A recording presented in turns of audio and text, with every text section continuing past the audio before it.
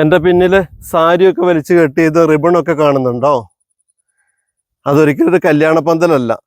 ഇവിടെ കൃഷി ചെയ്യുമ്പോൾ മറ്റു മൃഗങ്ങളും പക്ഷികളൊക്കെ വന്ന് കൊത്തിക്കൊണ്ടു പോകാതിരിക്കാൻ വേണ്ടിയിട്ട് മരുന്നടിക്കാതെ, കെമിക്കൽ അടിക്കാതെ പ്രകൃതിക്ക് ദോഷമില്ലാത്ത രീതിയിൽ ചെയ്യുന്ന ചില ടെക്നിക്കുകളാണ്.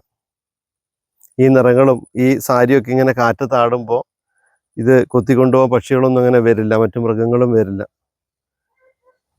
അപ്പോൾ ഈ മണ്ണിനോട് ചേർന്ന് നിൽക്കുന്നവരൊക്കെ മണ്ണിനെ വ്രണപ്പെടുത്താതെയാണ് അവരുടെ കൃഷി രീതികളൊക്കെ ചെയ്യുന്നത്. വിഷം അടിക്കാതെയും കെമിക്കൽ അടിക്കാതെയും ഒക്കെ.